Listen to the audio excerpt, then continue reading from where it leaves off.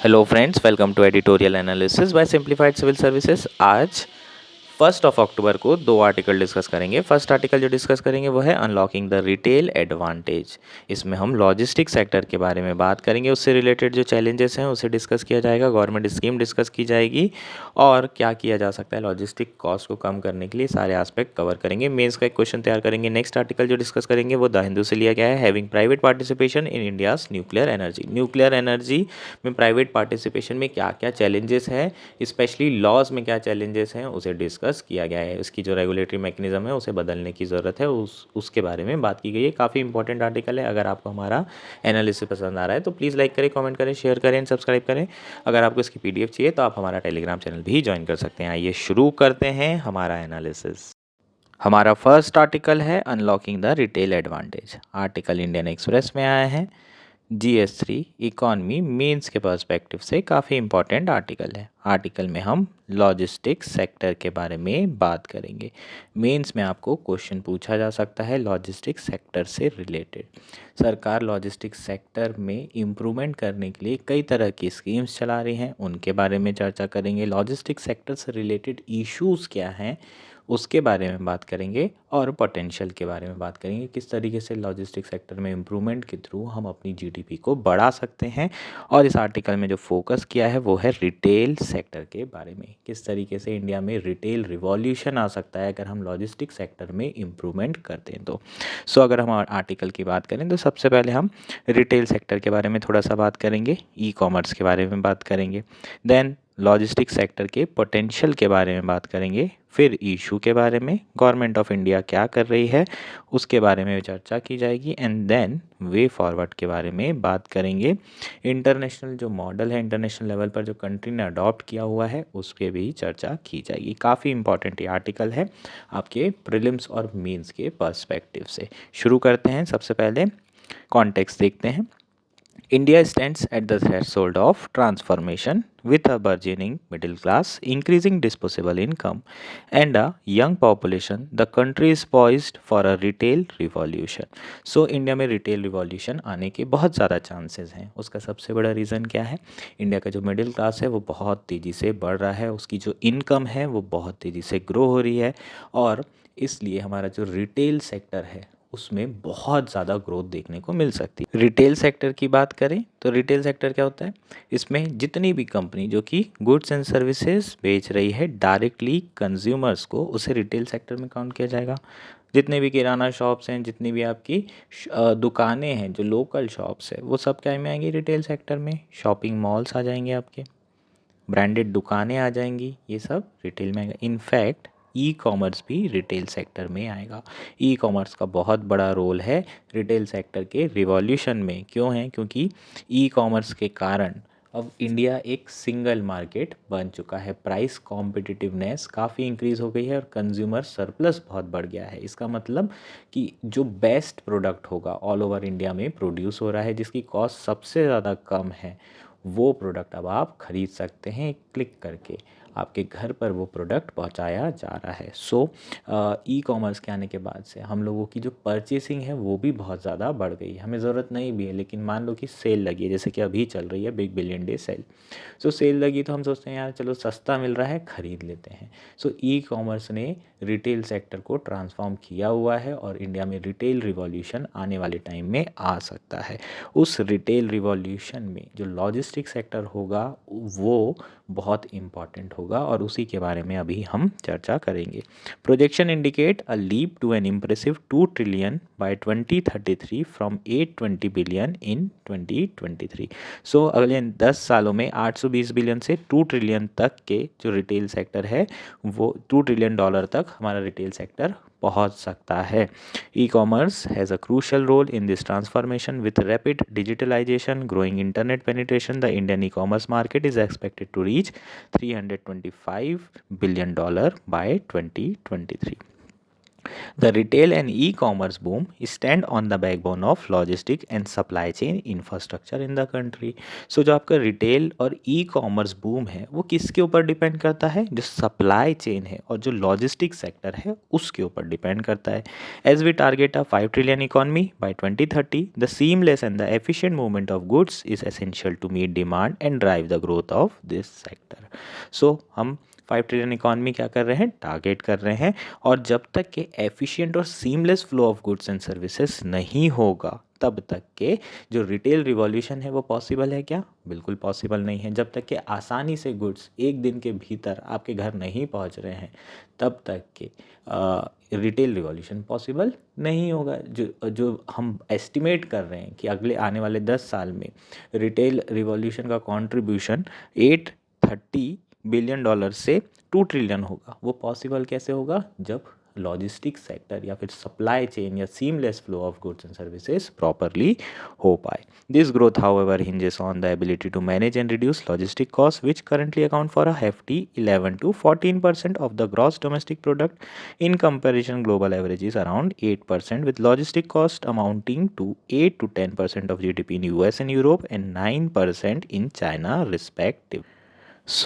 हमें सबसे पहले लॉजिस्टिक सेक्टर को समझना पड़ेगा. Logistic sector is a commercial activity of managing the transportation, storage and handling of goods and services from the point of origin to the point of consumption.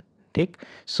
Point of origin से point of consumption के बीच में कई सारी stages में product जाता है और ये जो 20 की स्टेज होती है इसे लॉजिस्टिक सेक्टर में इंक्लूड किया जाता है. जैसे कि एक एग्जांपल से समझते हैं. मान लीजिए कि आपने वीट प्रोड्यूस किया. अब वीट प्रोड्यूस होगा तो सबसे पहले स्टोरेज में जाएगा.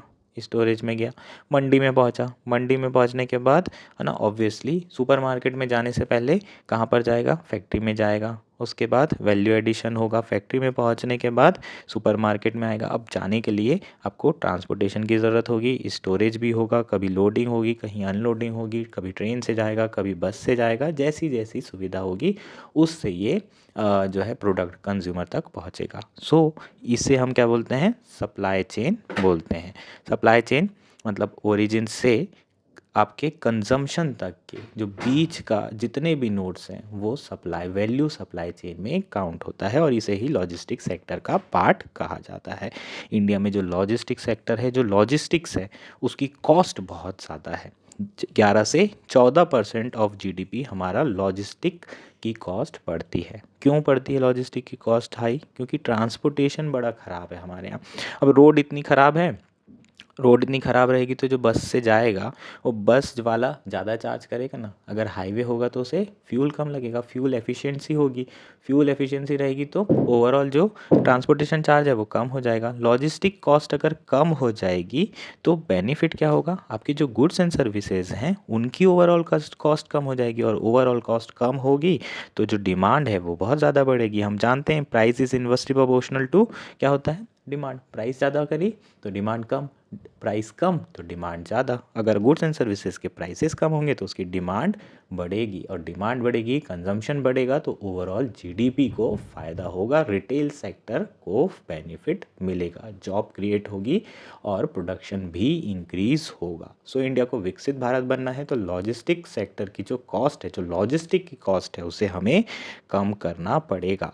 वहीं अगर हम देखें यूएस वगैरह में जो लॉजिस्टिक की कॉस्ट है वो 8 से 10% ऑफ जीडीपी होती है, लेकिन इंडिया में ये काफ़ी हाई है और इसी के कारण इंडिया की जो एक्सपोर्ट है वो भी काफ़ी अनकॉम्पिटिटिव होते हैं. बोल सकते हैं कि इंडिया के जो गुड्स एंड सर्विसेज हैं वो काफ़ी महंगे होते हैं और ग्लोबल लेवल पर कम्पीट नहीं कर पाते क्योंकि हमारे जो लॉजिस्टिक कॉस्ट है वो बहुत ज़्यादा हाई है. ठीक. ये हमारा क्या हो जाएगा? लॉजिस्टिक सेक्टर के बारे में हो जाएगा. अब बात करते हैं लॉजिस्टिक सेक्टर के इश्यूज़ क्या क्या हैं. ठीक है. फर्स्ट है फ्रेगमेंटेड सप्लाई चेन.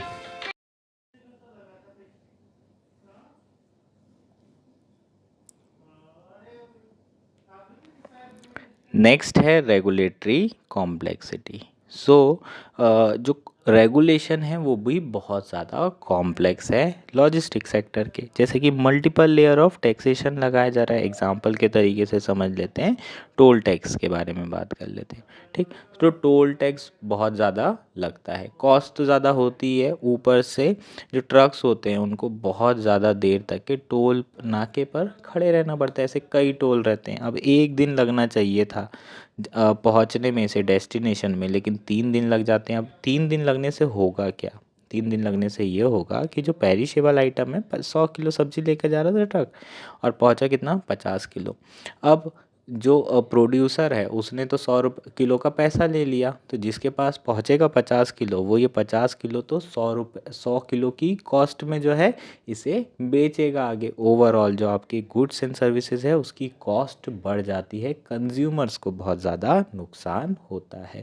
सो जो पेरिशेबल आइटम्स हैं उसे तुरंत के तुरंत हमें डेस्टिनेशन पे पहुंचाना होता है, और इस तरीके से जो गुड्स एंड सर्विसेज है उसकी कॉस्ट बढ़ रही होती है, क्योंकि टाइम डिले बहुत ज़्यादा होता है। ये तो सिर्फ एक सिंपल एग्जांपल है। ट्रेन के थ्रू भेजोगे तो लोडिंग अनलोडिंग इसमें बहुत ज़्यादा टाइम जाता है, तो वो और अलग से इश्यूज आते हैं। सो बहुत ज़्यादा रेगुलेटरी कॉम्प्लेक्सिटी है, और ओवरऑल टोल टैक्स से भी कॉस्ट बढ़ता है। ट्रेन से भेजो तो उसमें भी आपका ट्रांसपोर्टेशन चार्ज बहुत हाई है। सो ऐसे में ओवरऑल हम देखें तो जो कॉस्ट ऑफ लॉजिस्टिक सेक्टर है वो इंक्रीज़ हो जाता है, लॉजिस्टिक का कॉस्ट बढ़ जाता है। ट्रेन का एक और एग्जांपल बता देता हूँ, क्रॉस सब्सिडाइजेशन होता है ना। अभी तक के क्रॉस सब्सिडाइजेशन हो रहा था, मतलब जो पैसेंजर्स हैं उनकी टिकट सस्ती की जाती है, और जो फ्राइट और जो गुड्स मालगाड़ियाँ हैं उसकी कॉस्ट हाई करके रखी गई है। इससे जो है पैसा कमाती है रेलवे, और जो पैसेंजर्स हैं उनकी टिकट में सब्सिडी देती है। तो अभी तक कैसे ही चल रहा था, लेकिन धीरे धीरे जो सरकार है उन्होंने लॉजिस्टिक कॉस्ट को कम करने के लिए जो फ्राइट की कॉस्ट है उसे कम किया, और जो पैसेंजर्स की टिकट है उसकी कॉस्ट को बढ़ाया है। सो रेलवे में भी बड़े सारे इश्यूज़ हैं। सो रेगुलेटरी कॉम्प्लेक्सिटी एक बहुत बड़ा इशू है। इसके अलावा और क्या है, स्टोरेज फैसिलिटी नहीं है यार। स्टोरेज फैसिलिटी होती तो और अच्छा होता, कोल्ड स्टोरेज होता तो और बढ़िया बात होती। मान लो ट्रक में फ्रिज है तो कोई प्रॉब्लम नहीं है, एक की जगह 3 दिन में भी पहुँचे तो भी पेरिशेबल आइटम ख़राब नहीं होंगे। पर ऐसे ट्रक भी अवेलेबल नहीं है, और ऐसे ट्रक हों भी तो भी उसकी कॉस्ट और ज़्यादा इंक्रीज़ हो जाती है। सो स्टोरेज फैसिलिटी होना बहुत ज़्यादा इंपॉर्टेंट है। अगर स्टोरेज फैसिलिटी नहीं रहेगी, प्रॉपरली वेयर हाउसेस नहीं होंगे, प्रॉपर इंफ्रास्ट्रक्चर नहीं होगा, तो ऑब्वियस है कि बहुत सारा आइटम ख़राब हो जाना है। नेक्स्ट क्या है, lack of technology know how. अगर प्रॉपर टेक्नोलॉजी रहेगी तो एक जगह से गुड्स आराम से डेस्टिनेशन तक पहुंच सकता है वेयर हाउसेस से। वेयर हाउसेस में रखा, वेयर हाउसेस को मेंटेन करना इतना आसान तो होता नहीं है, लेकिन अगर सब कुछ ऑटोमेशन सिस्टम और प्रॉपरली टेक्नोलॉजी का यूज़ करके डिजिटाइजेशन किया गया है इस अगर वेयर हाउस का, तो आराम से जो है आप वेयर हाउस से एक सिंगल गुड को कहीं पर भी पहुंचा सकते हैं। जैसे कि ई कॉमर्स में हम टेक्नोलॉजी का यूज़ करके एक इन्वेंट्री से दूसरी इन्वेंट्री भेजते हैं और फिर वहाँ से लोगों के घर तक पहुँचाते हैं। लेकिन ये जो टेक्नोलॉजी है बहुत सीमित है, सिर्फ ई कॉमर्स में यूज़ हो रही है, जो सप्लाई चेन है उसमें अभी भी इस्तेमाल नहीं किया जा रहा है। सो ये एक बहुत बड़ा चैलेंज है। इसके अलावा स्किल शॉर्टेजेस, जो स्किल चाहिए होती है उसकी भी बहुत ज़्यादा शॉर्टेज है। ह्यूमन रिसोर्स प्रॉब्लम तो है ही। अब टेक्नोलॉजी जहाँ यूज़ की जा रही है वहाँ पर क्या प्रॉब्लम है, सिक्योरिटी कंसर्न, साइबर अटैक हो सकते हैं। सो ये आपके कुछ चैलेंजेस हो जाएंगे, किससे रिलेटेड, लॉजिस्टिक सेक्टर से रिलेटेड। सो लॉजिस्टिक सेक्टर की हमें, लॉजिस्टिक की जो कॉस्ट है वो हमें कम करना होगा। जब तक हम कम नहीं करेंगे तब तक के हमें कॉम्पिटिटिव प्राइसिंग नहीं मिलेगी, बेटर प्रॉफिट मार्जिन्स नहीं मिलेंगे, और जो प्रोडक्ट्स हैं वो मोर अफोर्डेबल प्रोडक्ट्स नहीं मिलेंगे कंज्यूमर को। Achieving this target require a multi faceted approach, adopting global best practices and implementing strategic infrastructure development. ठीक, तो ये लाइन जो है अच्छी सी लाइन है, इसको लिख सकते हैं, है ना। इस टारगेट को अचीव करने के लिए multi faceted, multi prong approach की ज़रूरत है। ग्लोबल बेस्ट प्रैक्टिसेस को फॉलो करेंगे, अडॉप्ट करेंगे। फॉर एग्जांपल जर्मनी में जो लॉजिस्टिक सेक्टर है वो बहुत अच्छा परफॉर्म कर रहा है, तो वहाँ पर जो भी प्रैक्टिसेस फॉलो की जा रही है वो इंडिया में भी फॉलो की जाए। और इसके अलावा जो स्ट्रेटेजिक इंफ्रास्ट्रक्चर डेवलपमेंट है उसे इम्प्लीमेंट करना बहुत ज़्यादा ज़रूरी है ना। जो हमारे कॉरिडोर्स बन रहे हैं, जो हमारे एक्सप्रेस वे बन रहे हैं, उनको बनाना बहुत ज़रूरी है। लास्ट मिल कनेक्टिविटी इंश्योर करना बहुत ज़रूरी है। सो यहाँ पर लॉजिस्टिक इंडस्ट्री से रिलेटेड कुछ डेटा दिया हुआ है, उस डेटा के बारे में बात कर लेते हैं। Logistic industry is predicted to grow 8.8% annually to $484.43 billion by 2029। Data ज़रूरी है, आपके लिए इम्पॉर्टेंट होता है। लॉजिस्टिक सेक्टर का ये पोटेंशियल बता रहा है। लॉजिस्टिक सेक्टर का पोटेंशियल भी आपको मीन्स में पूछा जा सकता है। इसके अलावा India has moved up 6 places in World Bank logistic performance index to rank 38 in 2023 out of 139 country. UPPCS में ऐसे फैक्ट्स आपको पूछे जाते हैं, एमपीपीएससी, स्टेट पीसीएस में या फिर एसएससी में ये सारी चीज़ें आती है। सो इसको रटना ज़रूरी है। अगर यूपीएससी में आएगा तो आपको लॉजिस्टिक परफॉर्मेंस इंडेक्स कौन रिलीज़ करता है, कौन पब्लिश करता है, ये पूछा जा सकता है। उसका आंसर वर्ल्ड बैंक होगा। सो ये हमारा क्या हो जाएगा, पोटेंशियल हो जाएगा कि इंडिया लगातार जो है लॉजिस्टिक सेक्टर में अच्छा परफॉर्म कर रहा है। काफ़ी ज़्यादा जॉब्स और एम्प्लॉयमेंट क्रिएट करने का पोटेंशियल है इस पर्टिकुलर सेक्टर में। और इसके लिए सरकार क्या कर रही है वो देखना ज़रूरी है। जैसे कि इंटरनेशनल लेवल पर कोलोब्रेशन किया जा रहा है। India middle east Europe corridor बना रहे हैं। इसके अलावा कई सारे इंडस्ट्रियल कॉरिडोर सरकार जो है बना रही है, रोडवेज़ के भी और रेलवे वाले कॉरिडोर भी बनाए जा रहे हैं। Dedicated freight railway corridor, east से वेस्ट, नॉर्थ से साउथ, ये सारे जो है आपके डेडिकेटेड रेलवे कॉरिडोर सरकार बना रही है। सो ये सारे इनिशिएटिव आपके लिए इंपॉर्टेंट हो जाएंगे। इसके अलावा सरकार ने 2022 में NLP national logistic policy launch की थी और पीएम गति शक्ति भी सरकार के द्वारा लॉन्च किया गया था। सो इसी के बारे में अब यहाँ पर डिटेल में बात की गई है। National Logistic Policy, which works towards a comprehensive framework to improve the logistic performance index, reduce cost, and create data-driven decision support mechanism for an efficient logistic ecosystem by promoting standardization, encouraging investment, and fostering innovation. So जो आपकी logistic policy है वो basically किस पर काम कर रही है, कॉम्प्रिहेंसिव फ्रेमवर्क बनाने पर काम कर रही है, जिसके थ्रू हम लॉजिस्टिक परफॉर्मेंस इंडेक्स में इंडिया की जो रैंक है उसे इम्प्रूव करेंगे। ओवरऑल जो कॉस्ट होगी लॉजिस्टिक सेक्टर की उसे कम करेंगे और जो डिसीजन सपोर्ट मैकेनिज़्म है उसे डेटा ड्रिवन करेंगे। इसका मतलब टेक्नोलॉजी अपग्रेडेशन पर भी काम किया जा रहा है।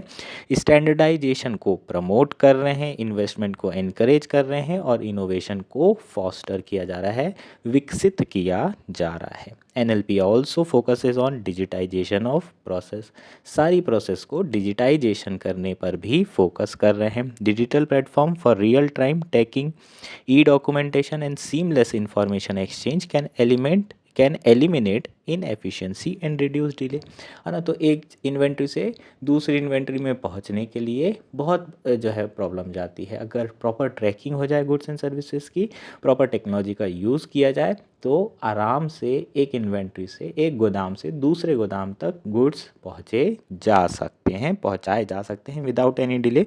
सो इस पर भी सरकार काम कर रही है। Moreover the policy envisages the development of unified logistic interface platform to bring all stakeholder onto single platform, facilitating better coordination and collaboration.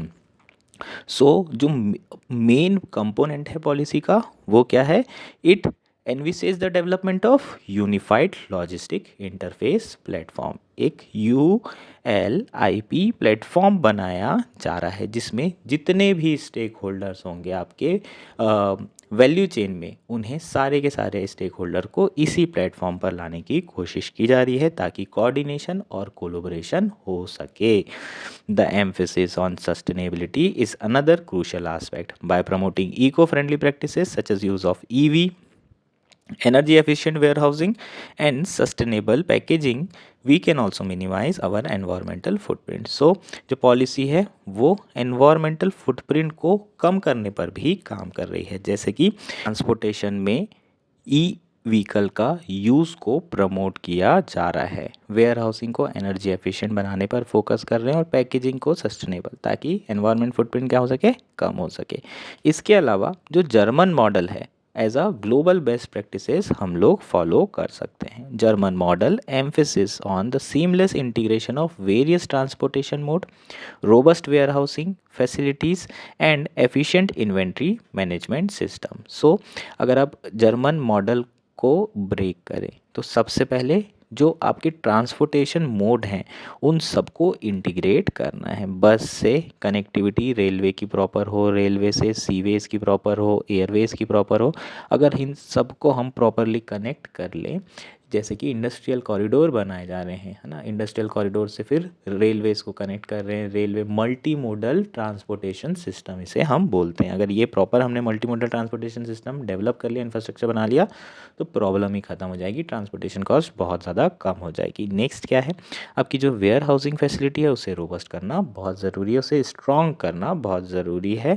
और इन्वेंट्री मैनेजमेंट यार अच्छा होना चाहिए, है ना। एक जगह अगर गुड्स आए हैं तो ऐसा नहीं कि घूम जाएँ, उसे प्रॉपरली ट्रैक किया जाना है और उसे अपने जो गंतव्य, जो आप उसका एक्चुअल डेस्टिनेशन है, वहाँ तक पहुँचाना कम समय में बहुत ज़रूरी है। सो ये सारी चीज़ों में टेक्नोलॉजी का इस्तेमाल किया जा रहा है जर्मनी में, जैसे कि digital technology such as internet of things, artificial intelligence and data analytics has significantly enhance the predictability and reliability of logistic operation, है ना। आर्टिफिशियल इंटेलिजेंस का इस्तेमाल कर सकते हैं, रोबोट्स का इस्तेमाल कर सकते हैं जो आपके रिपीटेटिव फंक्शंस हैं उसके लिए, और इसके थ्रू ओवरऑल एफिशिएंसी बढ़ाने पर फोकस कर रहे हैं। सो हम जो जर्मनी की बेस्ट प्रैक्टिसेस है उसको यहाँ पर फॉलो कर सकते हैं by investing in technology and infrastructure.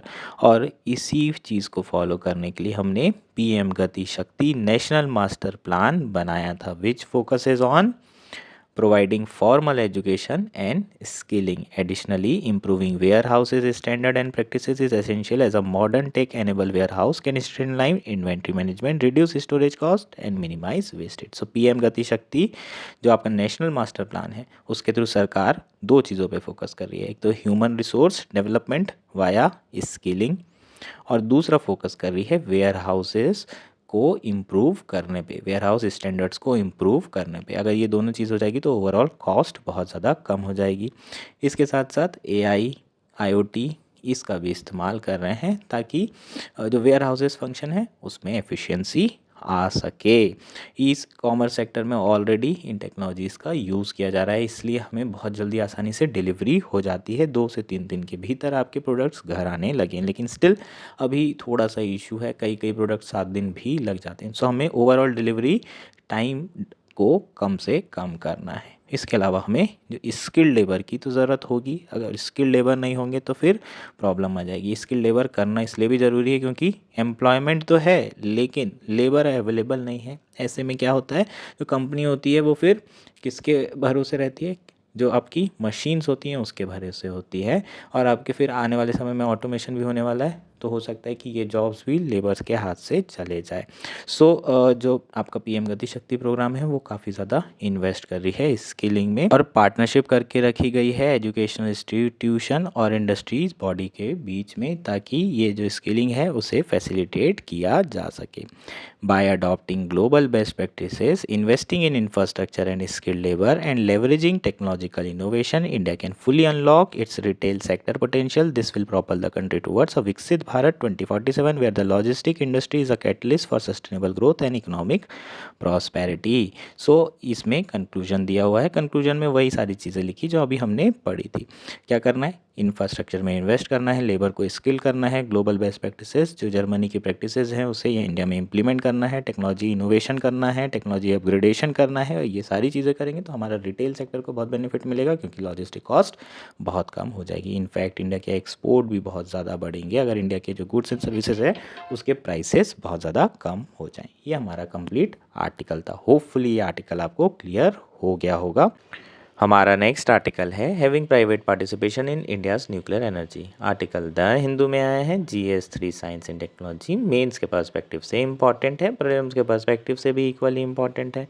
Article में हम बात करेंगे इंडिया का जो न्यूक्लियर एनर्जी प्रोग्राम है उसमें किस तरीके से प्राइवेट पार्टिसिपेशन को बढ़ाया जा सकता है और क्या क्या चैलेंजेस आ सकते हैं प्राइवेट पार्टिसिपेशन के लिए in nuclear energy program in India. ठीक, मेनली हम चैलेंजेस के बारे में ही बात करेंगे और जो रूल्स और रेगुलेशन है, जो लॉज हैं जो कि प्राइवेट पार्टिसिपेशन को रोक रहे हैं, उन्हें डिस्कस किया जाएगा। सो प्रीलिम्स के लिए बहुत इंपॉर्टेंट हो जाता है ना। जितने भी रूल्स रेगुलेशन या फिर लॉज होंगे उसे आप जो है नोट डाउन करेंगे, जो भी प्रोविजंस होंगे, क्योंकि आपको प्री में ये पूछा जा सकता है। जानते हैं आप न्यूक्लियर एनर्जी से एक ना एक क्वेश्चन तो पूछते ही पूछते हैं हर साल। सो प्री के लिए भी इक्वली इंपॉर्टेंट है जितना मेंस के लिए इंपॉर्टेंट है। शुरू कर लेते हैं आर्टिकल। सबसे पहले कॉन्टेक्स्ट देख लेते हैं।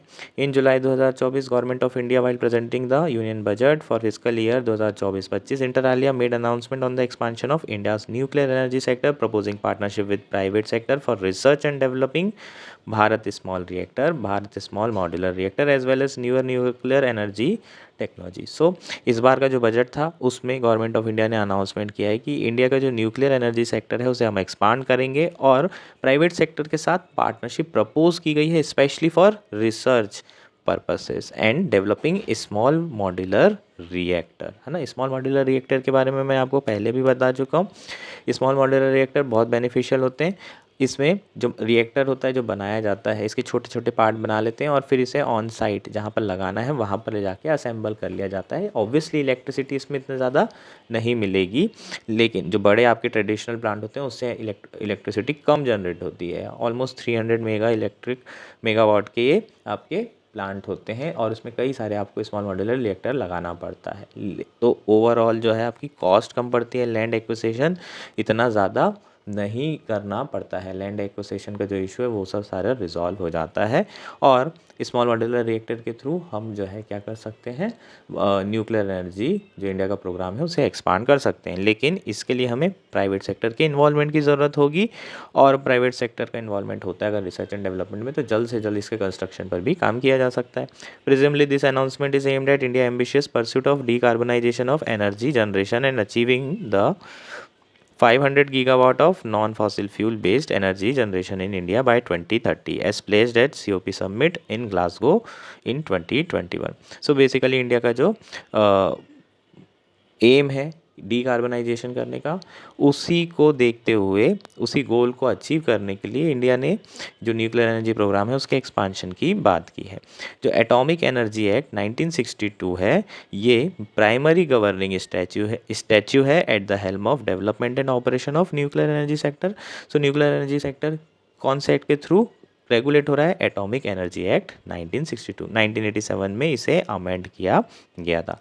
पर्टिनेंटली section 3A of AEA 1962 empower only the central government to produce, develop, use and dispose of atomic energy. ये इंपॉर्टेंट प्रोविजन है, ये आपको डायरेक्टली पूछा जा सकता है प्रीलिम्स में, है ना। सो यहाँ पर सेक्शन 3 क्या कह रहा है कि केवल और केवल केंद्र सरकार के पास पावर है to produce, develop, use and dispose of atomic energy. से नोट डाउन करेंगे।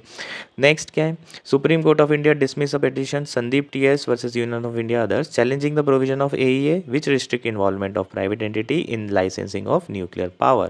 So recently एक सुप्रीम कोर्ट में पिटिशन दायर की गई थी और उसमें ये कहा गया था कि भाई ये जो AEA एक्ट है ये सही नहीं है, इसमें प्राइवेट सेक्टर का पार्टिसिपेशन ही नहीं है और प्राइवेट सेक्टर का participation complete monopoly of central government को चैलेंज किया गया था। इसके अलावा और एक और इशू है, वो है issue of pending challenge of constitutionality of civil liability for nuclear damage act 2010 which seeks a declaration of the for the act to be void ab initio. ठीक, civil liability for nuclear damage act 2010 में बनाया गया था और ये अभी भी supreme court में इसके अगेंस्ट में जो पिटीशन चैलेंज की गई थी वो अभी भी पड़ी हुई है, पेंडिंग है। सो ये भी एक बहुत बड़ा इशू है। सो यहाँ पर मैं आपको सिविल लाइबिलिटी सबसे पहले समझा देता हूँ। सिविल लाइबिलिटी क्या होती है ये देख लेते हैं। सिविल लाइबिलिटी का मतलब ये है कि मान लीजिए न्यूक्लियर एनर्जी प्लांट आपकी कॉलोनी में लगा हुआ है, तो ऑब्वियसली डर तो बना रहेगा। अगर इन केस किसी भी तरह का एक्सीडेंट हो जाता है तो सारे लोगों को, जितने भी विक्टिम हैं, उन्हें कंपनसेशन देना पड़ेगा ऑपरेटर को। ये civil liability for nuclear damage act के अंदर प्रोविज़न दिया है और ये नो फॉल्टी कंपनसेशन है। नो फॉल्टी कंपनसेशन का मतलब क्या है?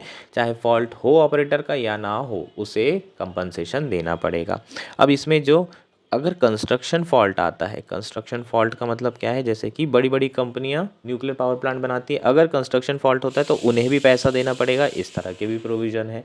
सो ये थोड़ा डिस्प्यूटेड आपका एक्ट है, क्योंकि जो कंस्ट्रक्ट कर रहा है वो ज़्यादातर बाहर की कंपनी है और वो इंडिया को न्यूक्लियर प्लांट बना करके नहीं दे रहे। बोले कि भैया हमने आपको दे दिया, अब उसमें आप अपने तरीके से कुछ भी चलाओ, ऑपरेट करो, हमें कोई मतलब नहीं है, हम कोई पैसा नहीं देंगे अगर कुछ भी उसमें गड़बड़ी होती है, क्योंकि हमने अच्छा बनाकर दे दिया है। ऐसे में जो लाइबिलिटी है कंस्ट्रक्शन वाली, फॉल्टी कंस्ट्रक्शन वाली, वो कंपनीज लेना नहीं चाह रही और इसके कारण इन्वेस्टमेंट भी इंडिया में नहीं आ पा रहा है, तेज़ी से इंडिया में न्यूक्लियर पावर प्लांट नहीं आ पा रहे हैं। सो ये एक बहुत बड़ा इशू है जो कि चैलेंज किया गया है कहाँ पर, सुप्रीम कोर्ट में।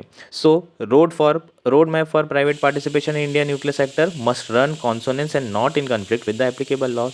सो जो लॉज हैं उसके अगेंस्ट में तो पॉसिबल नहीं है प्राइवेट सेक्टर का क्या पार्टिसिपेशन, और जो लॉज हैं उसमें बदलाव करने की ज़रूरत है।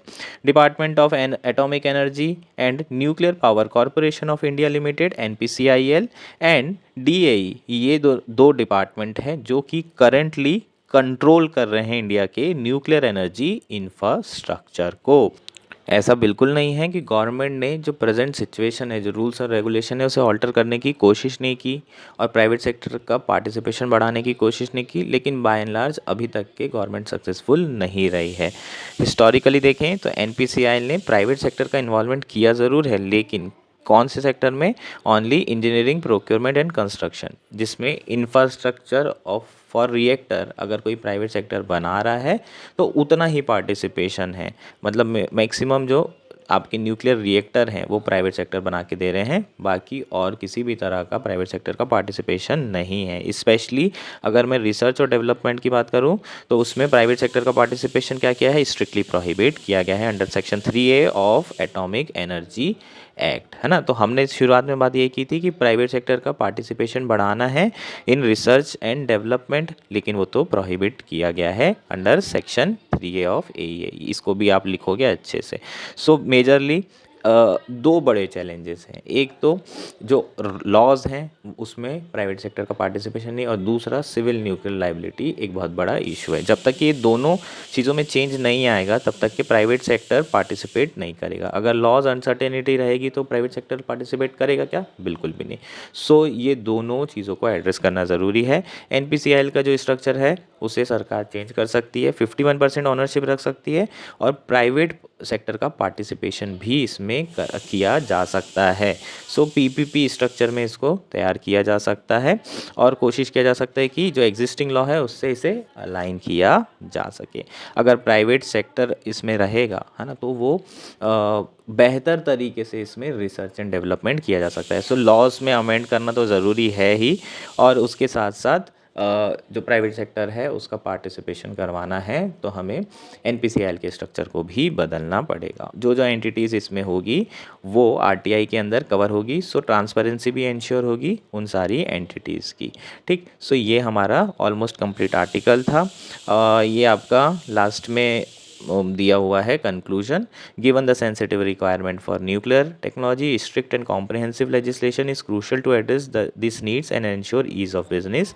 The legislative restriction on R&D under AEA is just one issue, while litigation on the constitutionality of civil liability law has been pending before the top of court for 12 years now. This factor only contribute to uncertainty of this ambitious target. So ये जितने भी issues हैं यहाँ पर clear cut लिखे हैं। पहला तो रिस्ट्रिक्शन है रिसर्च एंड डेवलपमेंट के लिए प्राइवेट सेक्टर का पार्टिसिपेशन नहीं हो सकता R&D में। दूसरा सिविल लाइबिलिटी जो लॉ है वो सुप्रीम कोर्ट के जो है सामने पेटिशन उसकी डली हुई है, 12 साल से वो पेंडिंग है। ये कुछ ऐसे इश्यूज़ हैं जिसे रिजॉल्व करना बहुत ज़रूरी है अगर इंडिया जो है न्यूक्लियर एनर्जी एक्सपांशन करना चाहता है, एनर्जी जनरेशन कैपेसिटी बढ़ाना चाहता है और अपने जो ग्रीन एनर्जी टारगेट है उसे फुलफिल करना चाहता है। होपफुली आपको सारी चीज़ें क्लियर हो गई होगी।